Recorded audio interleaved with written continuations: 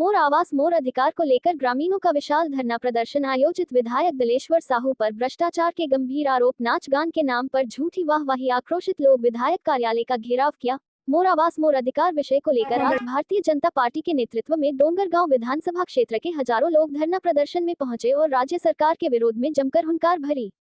सभा के बाद ग्रामीणजन और भाजपा कार्यकर्ता डोंगरगांव विधायक के निवास कार्यालय का घेराव भी किया।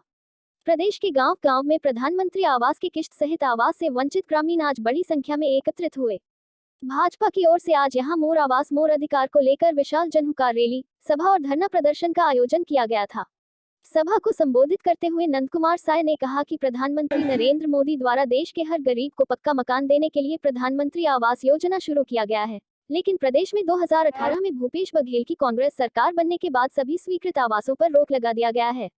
गरीबों को आवास निर्माण के लिए राज्य सरकार द्वारा अपने कोटे की राशि ही जारी नहीं की जा रही है। इसके कारण गरीबों के आवास का सपना मात्र स्वप्न बनकर रह गया है। उन्होंने कहा कि भाजपा हर गरीब, किसान, मजदूर की बात सुनकर योजनाएं बनाती है और कांग्रेस सरकार जनकल्याणकारी योजनाओं पर रोक लगा देती है। सांसद संतोष पांडेय ने कहा कि भूपेश सरकार की हठधर्मिता कई मामलों में देखने को मिल रही है। आखिर क्या कारण है कि प्रदेश के लाखों गरीब लोगों के आवास का सपने को कांग्रेस सरकार रोक कर रख रही है। उन्होंने कहा कि जनविरोधी सरकार को एक पल भी सत्ता में बने रहने का अधिकार नहीं है।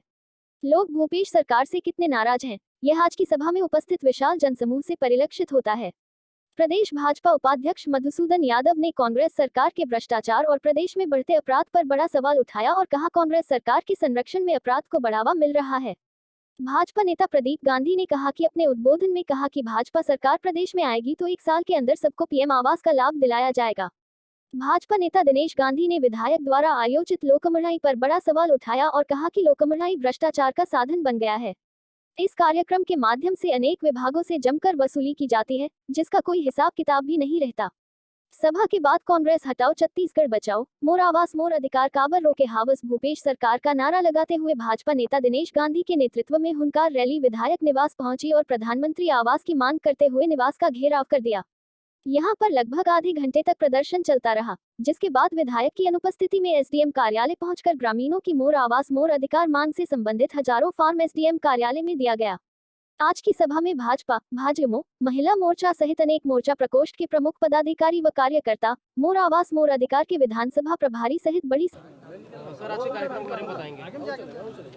देखिए, ये प्रधानमंत्री आवास जो है, केंद्र सरकार ने प्रदेश को अपना हिस्से की राशि भेज दिया है। अब प्रधानमंत्री आवास मोर अधिकार ये कार्यक्रम के तहत आज भारतीय जनता पार्टी के ये डोंगरगांव में बड़ी सभा रही है और सरकार के कानों में जूं नहीं रेंग रहा है। लोग भारतीय जनता पार्टी के बहुत सारे कार्यक्रम अलग अलग जगहों में हो रहे हैं, लेकिन सरकार को इस दिशा में तुरंत कदम उठाना चाहिए। अपने अंश की राशि जमा करके 60% केंद्र का है, 40% यहाँ की सरकार को देना है और उसको तैयार करना चाहिए, वो कर नहीं रही है और इसलिए भारतीय जनता पार्टी आंदोलित है। और इस बात के साथ साथ में बहुत सारी और बातें हैं। इस सरकार ने कहा था कि हमारी सरकार जिस दिन आएंगी गंगा जल हाथ में लेकर के इस प्रदेश में कहीं भी शराब नहीं बिकेगा, ये छत्तीसगढ़ शराब मुक्त शराब प्रदेश होगा। क्या भाजपा की सरकार आएगी तो गरीबों को आवास मिलेगा और शराबबंदी होगी? गरीबों का आवास बिल्कुल मिलेगा, ये तो हम आज भी कह रहे हैं।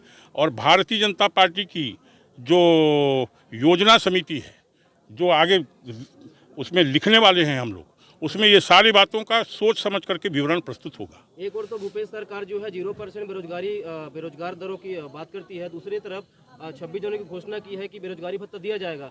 तो भूपेश सरकार की दोहरी नीति है, उस पर क्या कहना चाहेंगे? देखिए, सरकार कुछ कहती है करती नहीं है।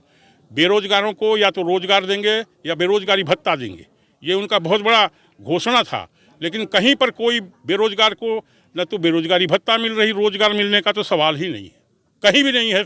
सारे जगह हम लोगों ने तलाश किया है, ये केवल बातों को कहा और सब मुकर गए हैं, कोई कार्यक्रम नहीं कर रहे हैं। उनके 36 घोषणाओं को आप देख लीजिए उठा करके, कहीं पर भी कार्यान्वित नहीं हो रहा है।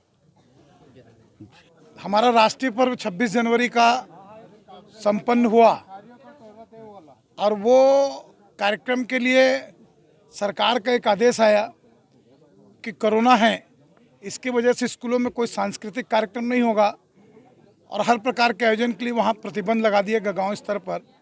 और यहाँ पर लोकमड़ई का आयोजन आगामी दिनों होने जा रहा है, तो उसके लिए कोई कोरोना प्रोटोकॉल नहीं लगेगा।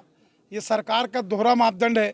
स्कूली बच्चों के लिए कोरोना है और दूसरे के लिए, उनके विधायक के लिए कोई कोरोना नहीं है। सर एक बात बताइएगा, अभी जब भरी सभा में सभाएं चल रही थी, अचानक 10 मिनट की लाइट गोल हो गया था, 3 पूर्व सांसद बैठे थे, इस पे कुछ कहना चाहेंगे? ये इनका षड्यंत्र है, जानबूझ करके इन लोगों ने लाइट को गोल किया है ताकि कार्यक्रम बाधित हो। पर इन सब चीज़ों से भारतीय जनता पार्टी रुकने वाली नहीं है, जनता रुकने वाली नहीं है और हमारा आंदोलन जनता के लिए लगातार चलते रहेगा। जनता के हित के लिए भारतीय जनता पार्टी लड़ते रहेगी।